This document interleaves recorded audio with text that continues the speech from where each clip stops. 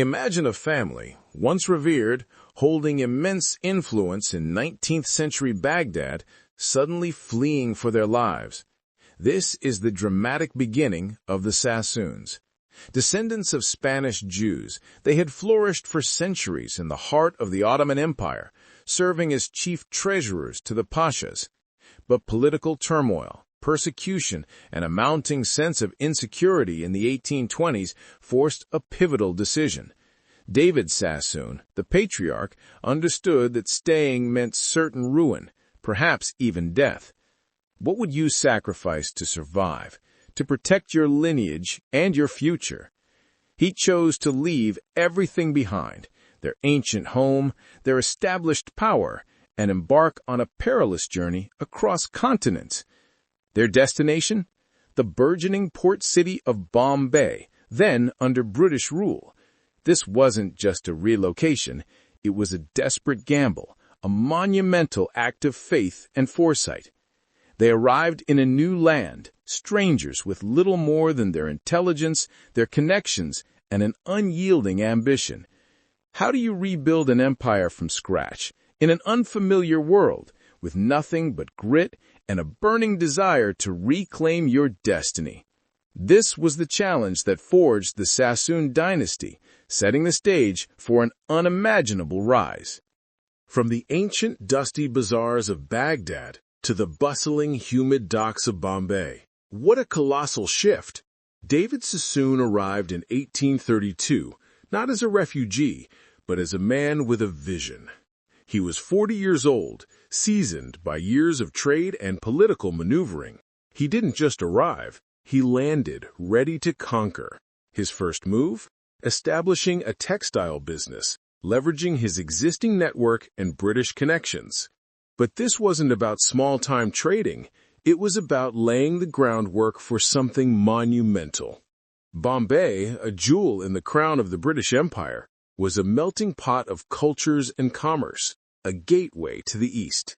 It was the perfect stage for a man of David's ambition. He quickly diversified, moving into shipping, banking, and real estate.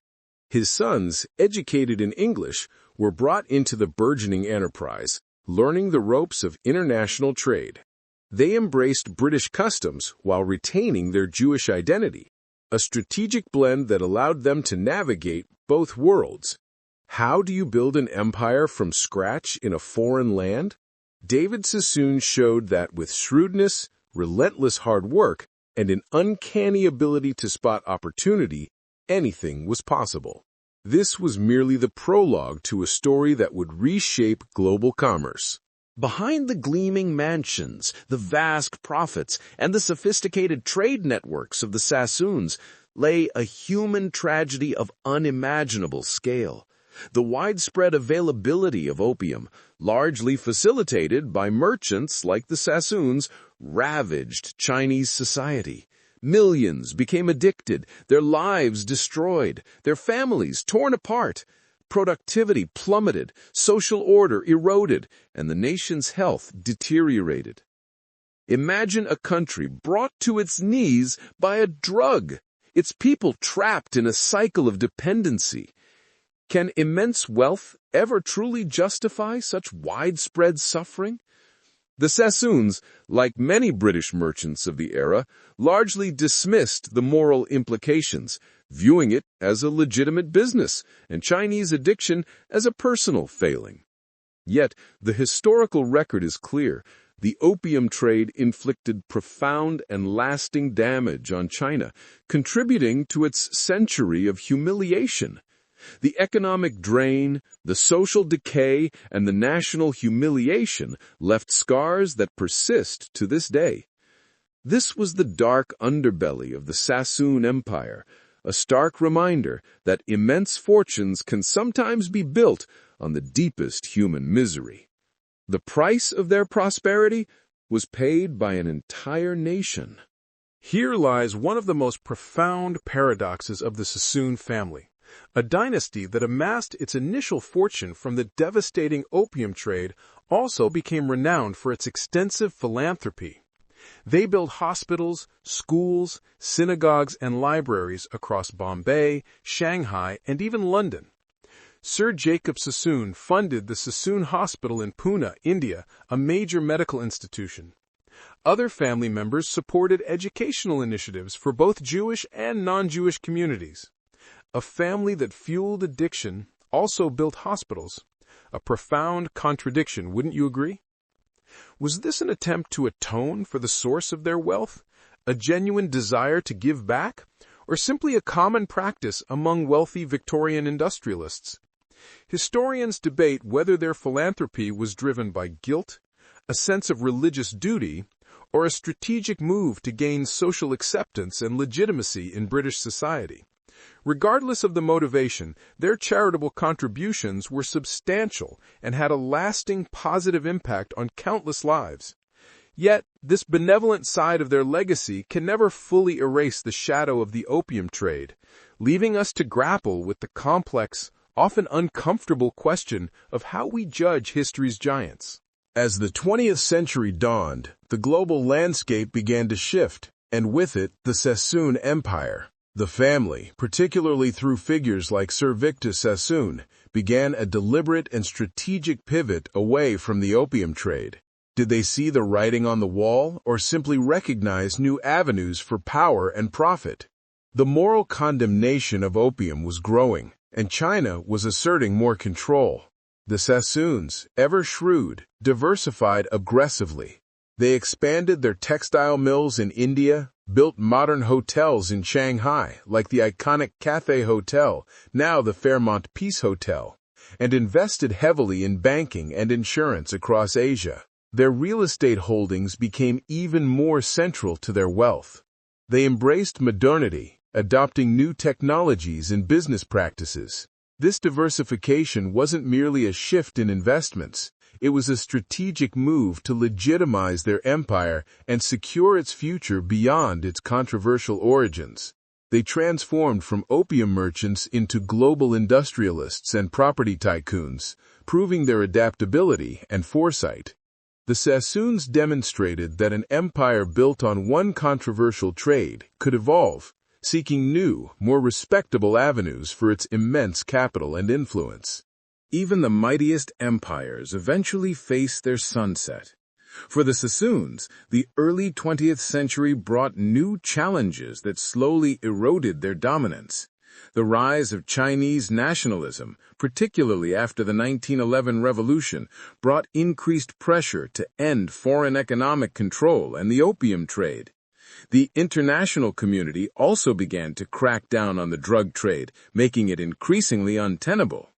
What happens when the very ground you built your fortune on begins to shift? Geopolitical upheavals, including the two world wars and the Japanese invasion of China, severely impacted their vast holdings.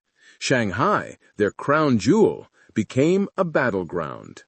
The family's British nationality became a liability in a rapidly changing Asia.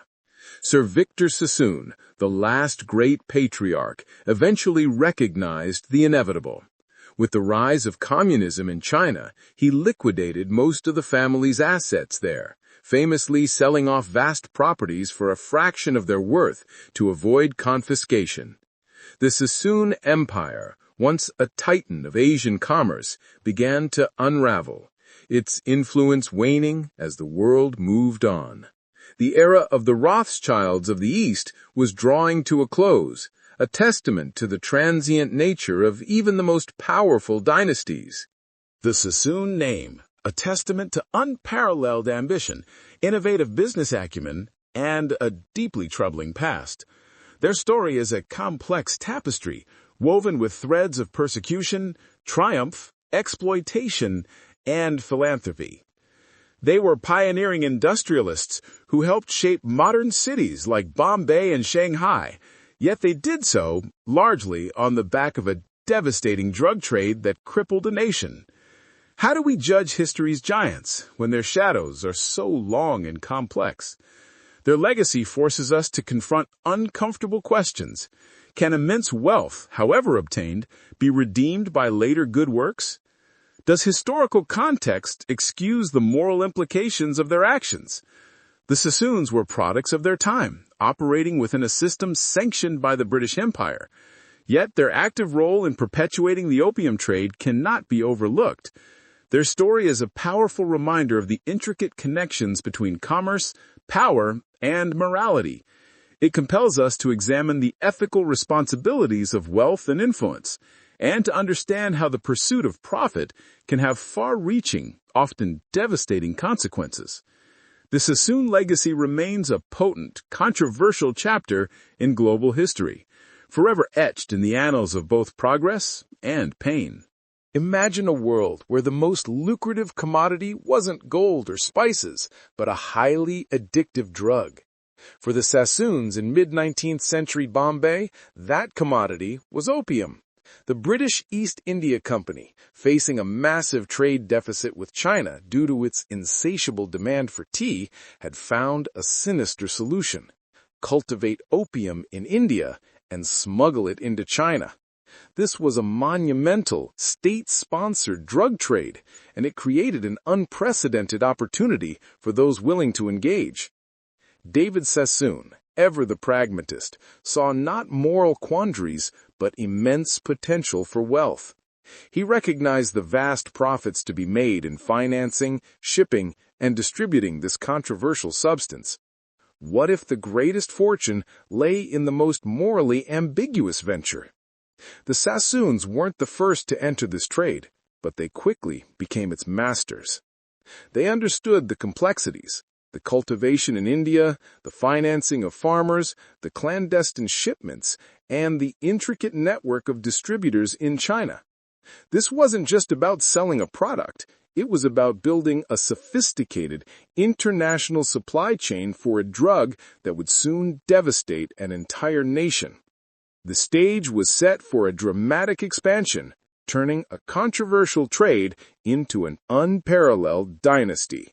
The Sassoons didn't just dabble in opium, they systematized it, turning a chaotic trade into a finely tuned, highly profitable machine. Their strategy was brilliant in its simplicity and ruthless in its execution. First, they established direct relationships with opium growers in India, financing the cultivation of vast poppy fields. This secured their supply. Next, they invested heavily in their own fleet of opium clippers, fast, armed ships designed to outrun Chinese patrols and deliver their illicit cargo. These vessels weren't just transport, they were symbols of Sassoon power on the high seas. In China, they cultivated an extensive network of compradors and agents, Chinese intermediaries who handled the distribution and sale of the drug deep within the mainland. This intricate web bypassed official Chinese prohibitions, ensuring a steady flow of opium and, crucially, a steady flow of silver back to Bombay. How do you control a market spanning continents, riddled with danger and illegality? The Sassoons did it through meticulous organization, shrewd financial backing, and an unwavering focus on efficiency. They understood that in this high-stakes game, speed, secrecy, and reliable distribution were paramount. They were not just merchants, they were architects of a global drug empire. As the opium trade intensified, the Sassoons recognized that their future lay in China itself. Canton had been the traditional port for foreign trade, but its restrictions were stifling. The real prize, they understood, was Shanghai. This burgeoning treaty port, established after the First Opium War, offered unprecedented access and fewer regulations. In the 1840s and 1850s, the Sassoons aggressively expanded their operations there, establishing grand offices and warehouses. They didn't just sell opium. They became major players in Shanghai's burgeoning real estate market, buying up vast tracts of land that would later become immensely valuable. They set up their own banking operations, facilitating the flow of silver and credit essential for the opium trade. Was it pure business, or something far more sinister, exploiting a nation's forced vulnerability? By embedding themselves directly into the fabric of Shanghai, they gained unparalleled control over the distribution channels and established a formidable presence. This strategic move transformed them from mere traders into the undisputed masters of the China market. Shanghai became their second home, a city they would profoundly shape, even as its population struggled under the weight of the very product that built their fortune. While the Sassoons were consolidating their opium empire, China was reeling. The Qing dynasty, witnessing its population descend into widespread addiction and its silver reserves drain away, was desperate to stop the illicit trade. Emperor Dao Guang appointed Commissioner Lin Zexu, a man of unyielding integrity, to eradicate opium from Canton. Lin's actions were swift and decisive. He confiscated vast quantities of opium, demanding that foreign merchants surrender their stocks. He even wrote a famous letter to Queen Victoria, pleading for her to end the trade. Imagine a nation fighting for its very soul against a flood of addiction, against the might profit clashes with sovereignty, morality, and national pride. The British merchants, including the Sassoons, saw Lin's actions as an assault on free trade and their property rights, conveniently ignoring the illicit nature of their goods. This clash of wills, of cultures, and of economic interests was an unavoidable prelude to war.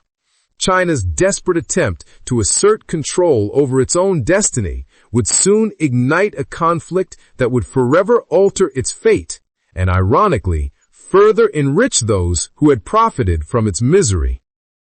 The First Opium War erupted in 1839, a brutal conflict ostensibly fought over free trade but undeniably fueled by Britain's determination to maintain the lucrative opium flow.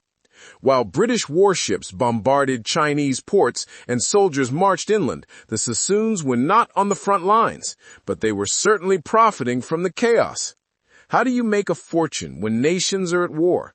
By financing the war effort, supplying goods to the British forces, and, most crucially, by exploiting the expanded opportunities that emerged from China's defeat.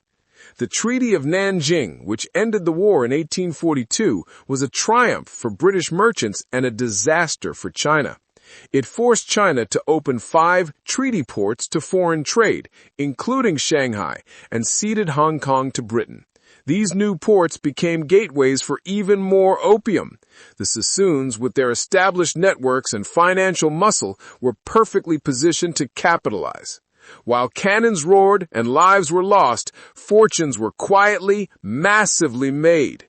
They didn't just ride the brutal wave of conflict, they were among the primary beneficiaries of a war that cemented their dominance and further entrenched China's addiction crisis. The cost of victory for Britain was China's subjugation, and for the Sassoons, unprecedented wealth.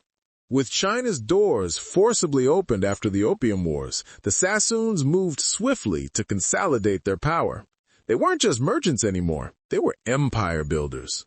Their strategy was clear: dominate every aspect of the opium supply chain. They established agencies in every major treaty port, from Canton to Tientsin, creating an unparalleled distribution network. Their ships, laden with black gold, became a common sight in Chinese waters, virtually untouchable. They even began to influence local politics and customs, ensuring a favorable environment for their trade. How do you become an empire within an empire, dictating terms to a sovereign nation? The Sassoons did it through sheer economic might and an intricate web of alliances. They became the primary financiers for many smaller Chinese merchants, effectively controlling their operations. They built grand, imposing offices and residences, projecting an image of unshakable authority. This period marked the apex of their direct involvement in the opium trade. They had achieved a level of dominance that was both awe-inspiring and deeply troubling. They were the undisputed opium kingpins, their wealth growing exponentially, even as the addiction crisis in China deepened, reaching every corner of society. If Bombay was their birthplace, Shanghai became the Sassoon dynasty's undisputed crown jewel. They didn't just operate in Shanghai, they built it. From the mid-19th century onwards, the family poured vast sums of their opium profits into developing the city's iconic Bund waterfront, constructing magnificent European-style buildings that still stand today. They weren't just landlords, they were urban planners, transforming marshland into prime commercial and residential districts. Imagine a family literally shaping the skyline of a global metropolis, brick by opulent brick. Hotels, banks, office blocks, the Sassoons owned an astounding portfolio of Shanghai's most valuable real estate. They established the city's first modern banks, further solidifying their financial grip not just on the opium trade, but on all of China's burgeoning commerce. The Sassoon name became synonymous with Shanghai's prosperity, its modernity, and its international character. But beneath the glittering facade of their architectural achievements lay a stark truth. This vibrant, cosmopolitan city, a testament to their ambition, was largely financed by the misery of millions. The Sassoons didn't just trade. They constructed the very fabric of a global city, a city forever etched with their controversial legacy. From humble beginnings in Baghdad to a fortune so immense, they were dubbed the Rothschilds of the East. By the late 19th century, the Sassoons were not just wealthy, they were staggeringly rich, their assets spreading across continents. Their wealth wasn't just in opium, it had diversified into textiles, shipping, banking, and a vast real estate portfolio stretching from Bombay to Shanghai, London to Hong Kong. What kind of power does that kind of wealth buy? It bought influence in the highest echelons of British society, seats in Parliament, and even titles. Sir Albert Sassoon and Sir Edward Sassoon became prominent figures in London, moving in circles of royalty and political power. David Sassoon's grandson, Reuben David Sassoon, was a close friend of King Edward VII. They built palatial homes, collected priceless art, and lived lives of unparalleled luxury. Their global financial network rivaled that of the most established European banking dynasties. This was not merely about personal enrichment, it was about establishing a powerful, influential dynasty that transcended its origins. They had transformed themselves from persecuted merchants into global power brokers, their name echoing in the corridors of finance and politics worldwide.